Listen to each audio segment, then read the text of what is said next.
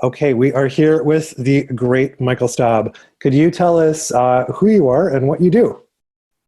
Yeah, thanks, Charlie. My name is Michael Staab. I'm currently a fault management and system autonomy engineer for lunar missions at Northrop Grumman Corporation, supporting the Lunar Gateway and the Lunar Lander systems as part of the Artemis mission going to the moon. Previously, I have been a fault protection and systems engineer at NASA Jet Propulsion Laboratory, supporting Earth missions, Mars missions. I was a flight director for the Mars Exploration Rover Opportunity. I was a flight controller for the Cassini mission, so I've had my hands kind of involved in a little bit of everything from the robotic and now the human side of space exploration. That is incredibly cool, and I think a lot of people are very jealous as of now already. Mike, could you tell us what's your relationship to the Cosmosphere, and maybe share a reason why your camp experience was really important to you? Okay. So I have been affiliated with the Cosmosphere for their part of probably 25 some years.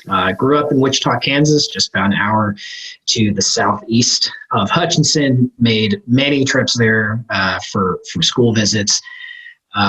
Was a camper for 3 summers. Was a counselor for 2 summers. So I've been with the Cosmosphere for quite a long time. And for someone who was interested in space from an early age, having a location like that was just within an hour's drive of home, and really tells. I don't think any other museum in the world, even the Smithsonian, really tells the story of the American of the space race and United States involvement in the space race, and how that technology transferred from World War II to getting eventually astronauts on the moon, and then what we have now with the space shuttle and commercial crews, space station, and now going back to Artemis.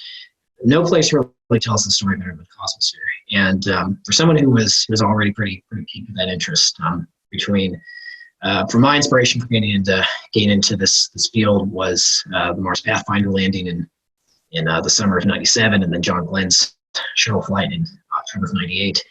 Having that connection, kind of really helps solidify that this is definitely a place it's definitely an industry that I'm working, and it definitely is really something for me that's that I just find so much joy out of it. With the idea of just exploring the solar system, exploring the universe, simply for the sake of asking fundamental questions about the nature of the universe. For someone who's very young, a place like Cosmosphere, having that inspiration, having it right there was so important for me. That's kind of one of the reasons why I'm kind of here is because I had that inspiration early on, and just kind of had it as I was growing up, and it just kind of continually reinforced why I love this industry, why I love this job, and why I love working in the space industry. That's amazing. Thank you for sharing that. Could you share a piece of advice to young audience members who are watching this right now, who might be saying, like, how do I even start? How do I get into space exploration? Like, what should they do? When I was growing up, I was heavily involved in the robotics, in the rockets kind of thing. I just kind of sought this out at school, but kind of did it more on my own. NASA has a great education program, has great education sites that offer a lot of great activities that kids all the way from elementary to middle school and high school can get involved in, that teaches some of those concepts about rocketry and orbital mechanics and robotics, and how those technologies are important for exploring the solar system and exploring the universe.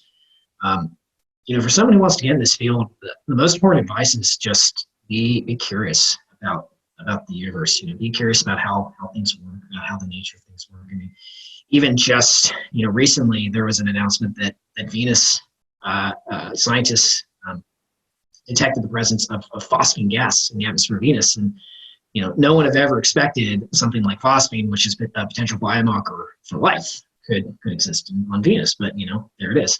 And it's just simply people asking questions and digging deeper down into data, and just keep pushing to try to explore that we're able to sort of come up with these questions. And then when the scientists come up with those kind of questions and say we need to go to this place and explore it, that's that's what my job is. My job is to then take that need to want to go to explore this place, which even for an engineer is very exciting. It's a very rewarding experience to build a mission that then goes to those places to try and answer, did Venus or does Venus currently have the ability to support life?